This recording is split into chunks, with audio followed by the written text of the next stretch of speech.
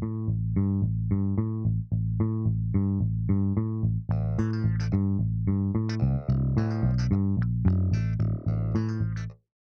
Kristen. Hi, Greg. How's your day going? My day is awesome. I Cool. took a long bicycle ride this morning and now I'm back from my long bicycle ride. Yeah, How's your day going? it's good. It's been a little crazy. Yeah. We've talked about, I don't know if we've talked about on this show or not, but I'm co-authoring a book with Oh, 5 other women. And so we are very busy at work yes. on that. We're Yeah. going to show that off at the Turn Zero Zero In Oh, conference nice. in October. Oh my gosh, So put some pressure on the we're deadline. kind of down to the wire on some of the details. So that's what I've been I have mostly focused on. written and published a book myself, and that Hmm. was a ton of work. I can't even imagine what it's like with a group. So good for you. I'm glad that all of you are going to have this book ready. You're going to have this ready. It's No happening. pressure. It's happening. Well, Anyway, what are we well, talking about today? today today we are going to Excited. talk about generational differences Yeah, at we are. work. Yeah, we are. Okay, so we're going to talk about maybe briefly on boomers, just because they exist. Gen X, millennials, Hmm. Gen Z. I admit I don't have a lot to say about Gen Alpha. They're barely in They're the they're they're workforce. not really hitting the workforce too hard yet. Yeah, yeah. So Okay. they're crazy though, from what I hear. But Yes, every generation says that about the it's latest true. generation. So Yeah, I can yeah. like so I fall in Gen X barely. So Gen X generally Hmm. is measured from starting in 65, and that's the year I was born. So I squeaked into Gen X. And a lot of the things that I hear about people who are Generation X does feel accurate. Like I feel it Hmm. reflects me. There's something so and the only reason I say that The is fact that we're oh amazing and cool. my God, and ridiculously attractive. I mean, let's just say it out loud. Honestly, people are saying that we're aging much better than the boomers. Yes. Like, Oh God, I think that's true. Uh, well, so I there's don't things know. I think of like I see these sort of Gen X jokes and they're funny and again because I identify with them, right? So when I was a Hmm. kid, we played outside. When it got hot, you drank out of a hose, whoever's hose you were closest to, it Hmm. didn't matter. So like this is kind of how we moved in the world. And there's another vibe I think that I've picked up that makes me laugh so much because it feels real that Gen X gets skipped often. So for a long time, I even Hmm. see there was a news program that had like boomers and Millennials. and this one sort of commentator, whatever humorist, content creator maybe, was commenting that like Gen X generally really fine with being skipped. And I was like, oh, that's kind of true of me. Like I don't need to be in the middle of that, of all of that. So I get a kick out of it, but it also resonates with how I show up at work, how I show up in my life, and how Hmm. I think I'm different from boomers and millennials. So Yeah, I really like the Gen X vibe for sure, personally. I'm also married to Gen X, but it's so funny because between the two of us, even though we're only like a year apart, yeah. he's a year older than me. He skews much more like a boomer in some Oh, ways, and interesting. I skew much more like a millennial in some ways. Hmm. And like the our kid can see a difference between Yeah. the two of us and our personalities and the way we approach the world and things like that. So it's funny. But yeah, it seems like we may you may have frozen. Oh, no, I was just being really still. Do you Oh, still? okay. Yeah, don't do that. That's really funny. It's like No, a ninja warrior move.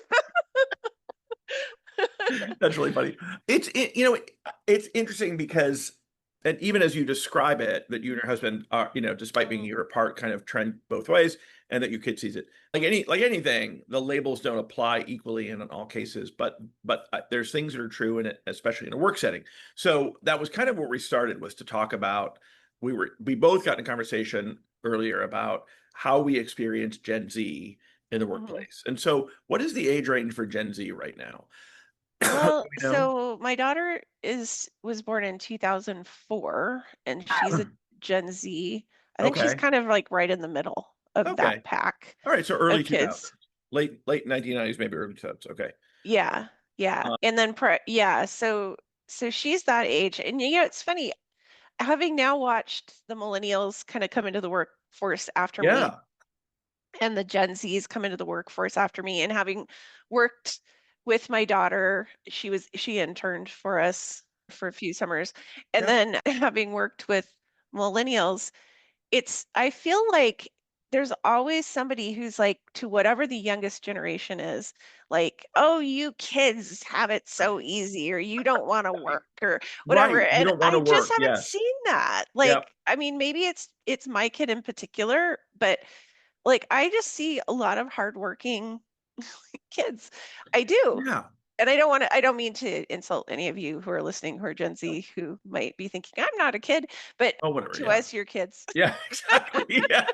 Yeah. Whatever. Get over that. I literally have one of you who is my kid. So like, but I just think they do work hard. I mean, there's some Of course. differences, like the growing up with just like technology is a big one, right? I Like, think I think they work differently. And this, yeah. if I think of like even like greatest generation to boomers to Gen X to Mhm, millennials, it seems to me that there's a progression away from sort of traditional, get in your lane and stay in your lane, right? So, mhm, greatest generation and boomers certainly like get in your lane, stay in your lane. Gen X, kind of busted out of that. But when I think of and when I see Gen Z, especially as you say, growing up with technology, I mean, Gen Z are the folks who were like, I'm going to be a content creator. I'm going to like make money on the internet. And some of them do, some of them a lot of money. And so mhm. I feel like they're entrepreneurial in a way that our generation really isn't, at least not as naturally. I think that all the barriers Yeah. are broken down to having any kind of weird job that you want, and people do it. Well, I think unfortunately they've had to be like that because Good point. like what has happened with corporations, right, since the Mhm. greatest generation and then the baby Yes. boomers and then us, is that the security of those kinds of jobs has completely eroded. Yeah. Like there's no like they're looking around going, well, I can go work there, but I could just get laid off and, Right. in a big mass layoff, and then what am I going to do? And Yeah, exactly. everything's so expensive. And so I think they just have had to kind of get clever about how to make money and I live. think you're right. And I think it's interesting to So, hear anybody who comments on that generation or whatever, like sort of having no loyalty or having no, like not willing to work. And I think it comes down to this idea that what you're supposed to do is get one job and keep it. mhm. And the job market itself, corporate America, whatever, all the different versions of the job Mhm. market have not offered that to this generation at all. And like proudly, like, oh yeah, we're going to let you go whenever we feel like it. Yeah, well, and economically, like if you ever want to have a home or, like have kids or like it's expensive, right? So many people have to have two jobs now or Yeah. have to have a backup job or Mhm. like there's job stacking in that generation now where people are going into the office and doing their office job, and in the Mhm. days where they get to work hybridly from home they're doing a different job and pretending to do their first job Interesting. because that's what you have to do to make enough Have a money to good day. live in a bigger Yeah. city. Mm. So, and then that's resulting in a lack of trust with leadership for Of sure, course. because you can tell Interesting. when somebody's not being as efficient as they could be. But yeah, I don't know. I think it's really interesting. I think they have such different dynamics in some ways in the workplace. What do It's an you think interesting about one. managing them? I almost Well, hate to talk about millennials because I feel like they were the ones that came right after us, yeah, and they got really put down. it really did.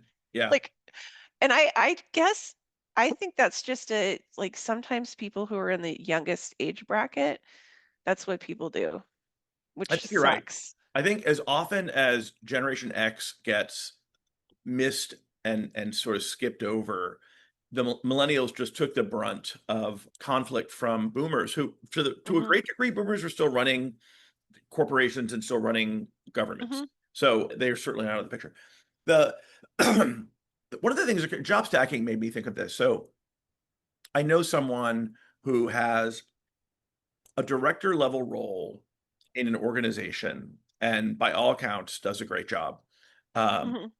and and recently let me know that he has another director level role in a Hmm. different organization where by all accounts he's also doing a good job. And it was an interesting conversation, without giving anything away. I have an investment, not monetary, but Hmm. I'm involved in this organization. And so had conversations about conflict of interest that apparently had not been had before. Like I Hmm. was saying, okay, so it's one thing if you're an individual contributor, in two organizations, like I had a full-time job and a part-time job when I was in my Hmm. 20s. But we would expect a director level person to be part of decision making. And Hmm. and these organizations have enough in common that it seemed like there was a conflict of interest. Nobody, the several very smart people involved in this conversation thought it was a concern until the old guy brought it up. And it makes me wonder, it's not unlike what you're describing, right? So, which is there's job stacking because they have to do it to make ends meet, and that's very real. Hmm. There's not the sense of loyalty, not the sense of I'm gonna work on this in my off time. When I'm out with my kids at a ball game or whatever, I'm gonna be thinking about this job, which is very much the career that I've had, Hmm. minus the kids. But there's something there about maybe it's a work-life balance to call it something else, like the ability to say, like, yep, it's whatever time o'clock, I'm not doing that job anymore, or I'm going to do both of these simultaneously and not even Hmm. perceive a conflict of interest. But that was a place where my little Gen X psyche just kind of flipped out. I was like, Hmm. why did this ever seem like a good thing? And because smart, responsible people didn't think it was a big deal at all, it's really got me thinking about that generational thing in a way that I was not before. Yeah, I think the comfort level with that kind of flexibility Yeah. around roles and frankly confidence. I mean, like how confident do you have to be to have two director level roles My and feel gosh. good about it, like and go Yeah. for it? Like that's pretty amazing. So, Yeah. To but have one and then like apply for another one.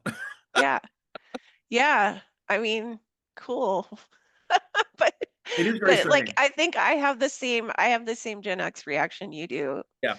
where it's like that seems like you wouldn't be giving your whole time and attention to the Yeah. company that you first signed on with. And I just don't think that that concern is there anymore, I think it which is maybe it either. shouldn't be.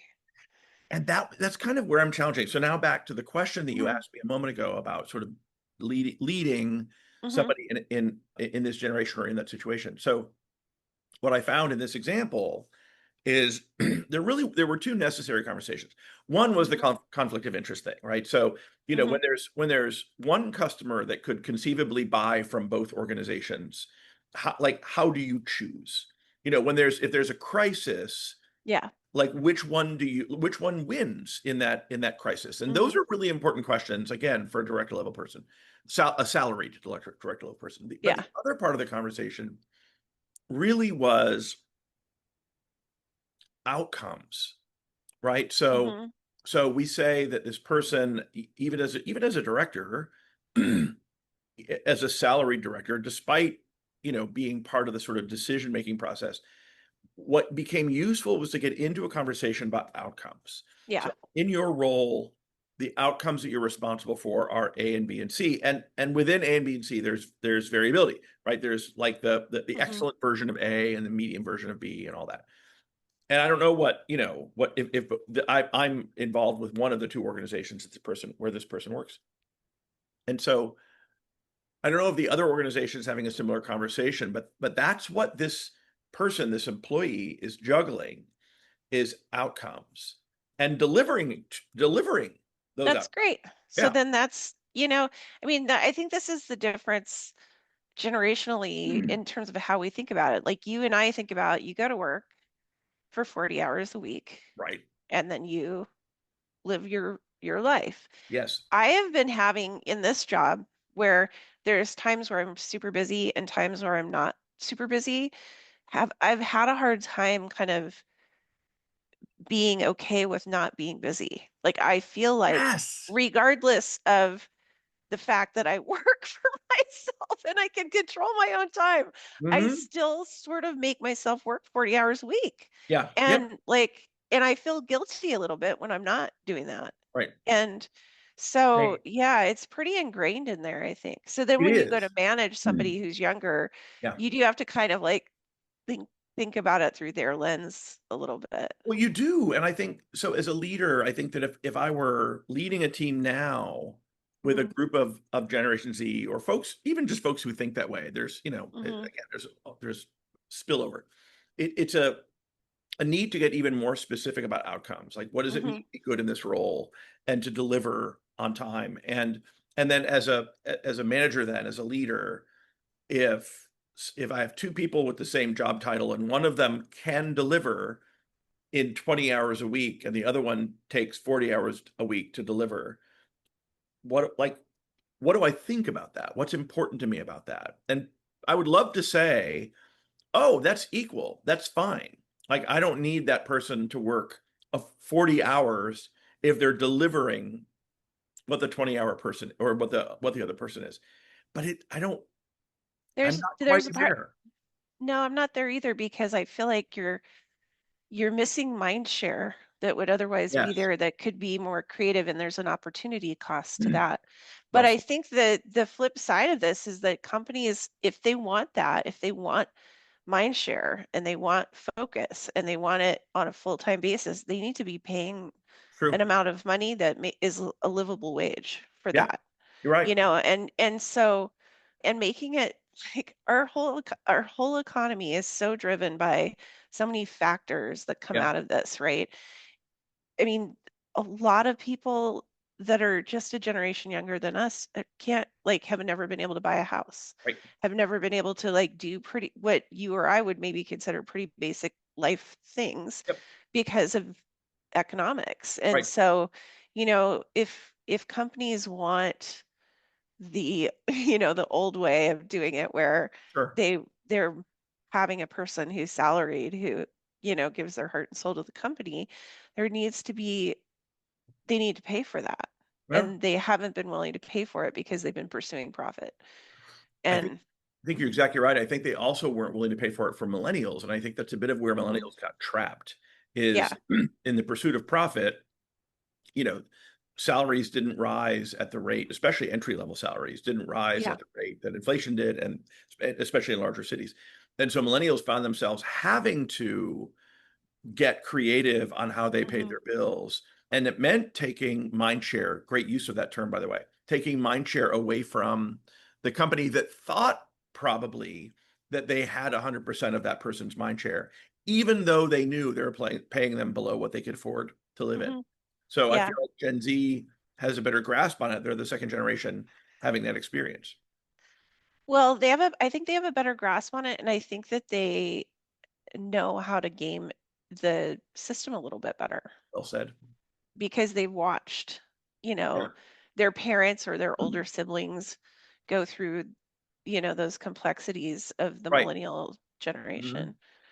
So they're looking at work really differently. Yeah. They're looking at it. I mean, my kid just is, it's my closest example. She's working at a lab this summer because she wants to be a scientist.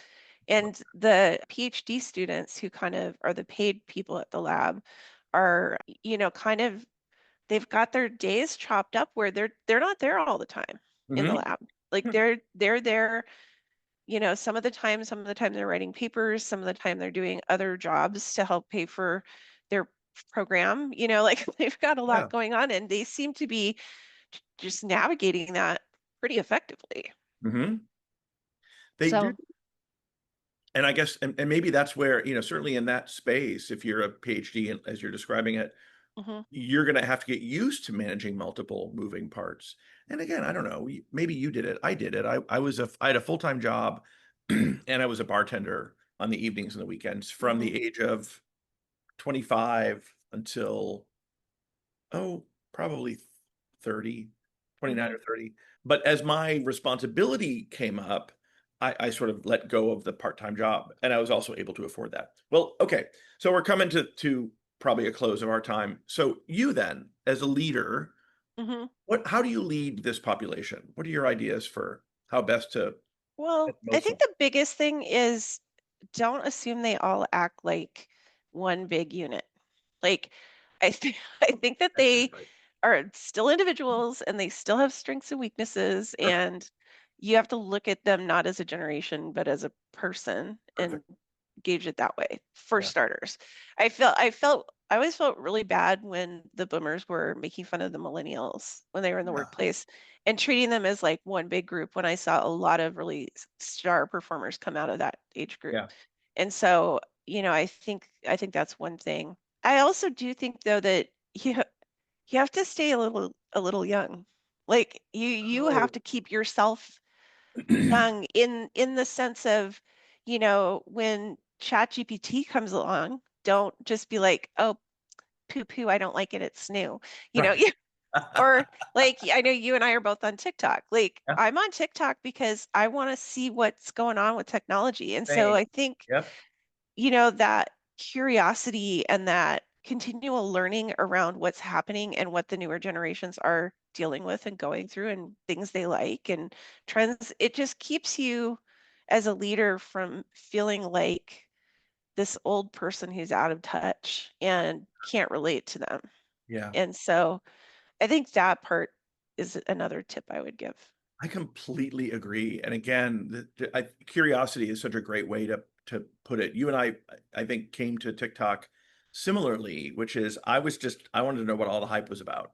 Yeah. And I've made some TikTok videos, and I know you have as well. And you know, I'm not particularly good at it, but it felt useful and important to try that part of it and Mhm. to be curious to see what the experience was like, because I was working with people on a regular basis who Mhm. for whom they go there for information, they go there for news, they go there for connection. I was missing out by not being there.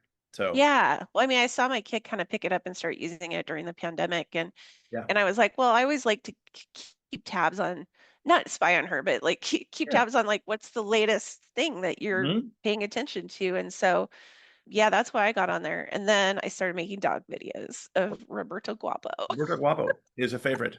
I love his videos.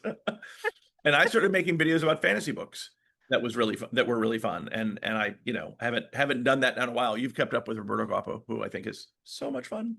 But I guess this is the thing I would agree with you completely, Kristen, and say to any leader, honestly, whether you're leading Gen Z folks or not, be curious about the ways that they're engaging with each other. Look at TikTok Hmm. if you haven't. Look at what it means to be a content creator, because lots of people are sort of wanting to do that, or they're whether they're doing Hmm. it for money or for fun. Pay attention to it. Pay attention to AI. If you're not, good heavens, that'll be a different topic for us. Yeah, we can have a whole AI conversation. But We'll need to. yeah, this was a fun one though. This is a good one. I like this one. Yeah. All right. Well, as always, it's a pleasure to hang out with you. Yeah, likewise. Thanks, Greg. I appreciate it. All right. Bye. Bye. Bye, everybody.